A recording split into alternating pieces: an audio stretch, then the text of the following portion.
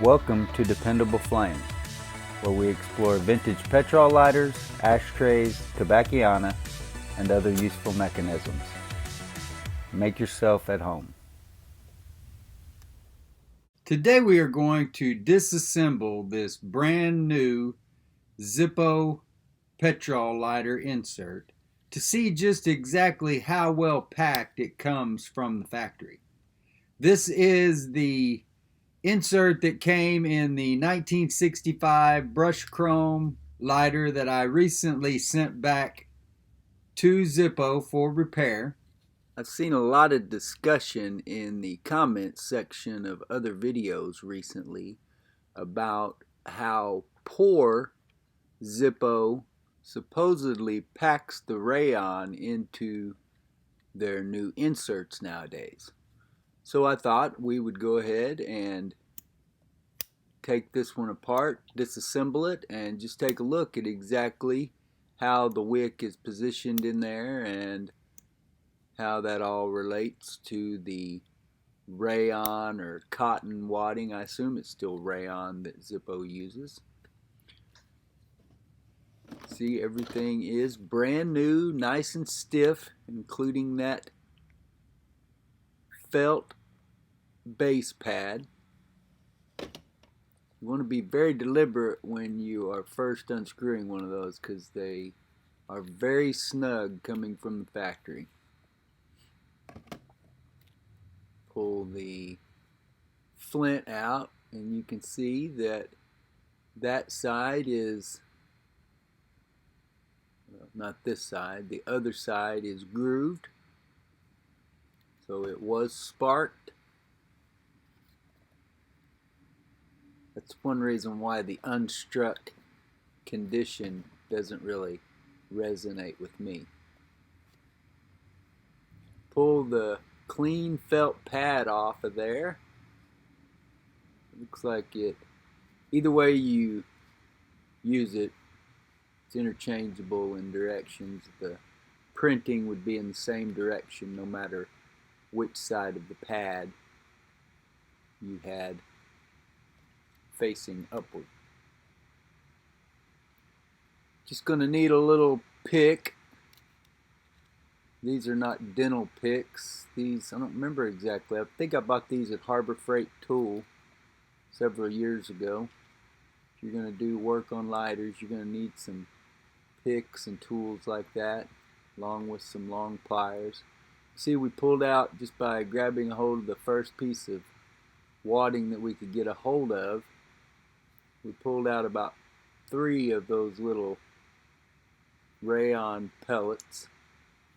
And you can see the wick is about right there, running along the flint tube. So it certainly does not appear, at least at this point, that wick is very well dispersed. It wasn't reaching down to the bottom of the insert, which would be the most desirable position for that wick to be in, to reach from the top all the way down to the bottom and then interspersed as evenly as possible inside there. And you can see most of this was packed way up at the top with a little bit coming down the back and then coming about 2/3 of the way down the full height of the lighter there along the flint tube.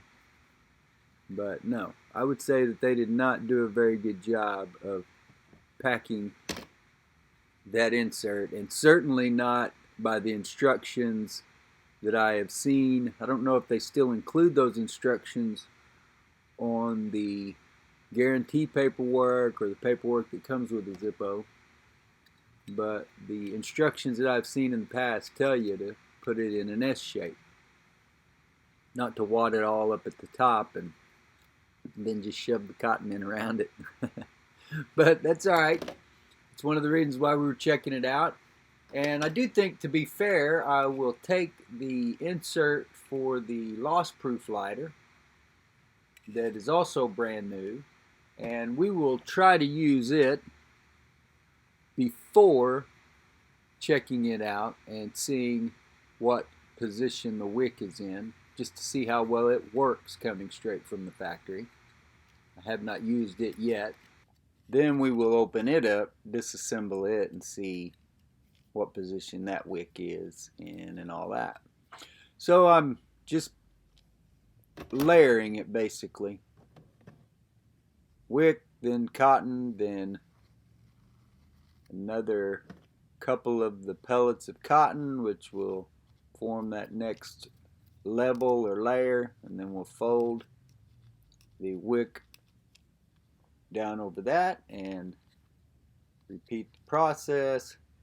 At some point I think here I lost the wick. I should have kept it in my fingers and neglected to, so I may pull it back out and start over. So that will be a lesson to you. If you want to make sure that wick is reaching all the way down to the bottom, then you might go ahead and position it there. Make sure that you have a hold of it so that you don't get it all shoved in there and go, oh, okay, now where exactly is the end of my wick? And that's another reason for doing the other video with the other new insert, is that way we'll see exactly how one performs brand new, assuming that wick will probably be in the same type position. But anyway, it's all experiments. We'll find out. We'll get all this shoved back in there, or not really shoved. You want to take your time and get it packed back in there as well as you can. You don't want it all bunched up in one side or the other where it's not really dispersed right. We'll drop our flint back down in it. Then we will get the felt pad back into place. Our nice, clean, stiff felt pad fits over that, and we'll perhaps minimize some of our evaporation a bit. I don't know that it does a great deal. And we get our flint spring and flint spring screw back into place, the screw tightened down. And we'll get this lighter fueled up and give it a go. It is worth your effort, especially on a brand new lighter or insert that you haven't used before, to make sure that you get that wick positioned within the chimney or ignition area the way you would like it. And then I am also a big proponent of blooming the top of that wick out so that you have as much area that is holding vapor that will give you the best chance for your spark, fuel, and oxygen to create the flame. Get our Zippo fluid squeezed off in here. I didn't expect that much of the wick to be shoved up in the top of the lighter like that. So now I'm really looking forward to taking the other insert and making a video a little bit more in depth. So we'll just extend this project a little bit with that other video. See if we can answer the question I'm left with after making this one. So you can see everything works just fine once we got that wick positioned in there the way we want it. And maybe a little bit over-fueled at the moment, but definitely has me interested to use it. Until next time.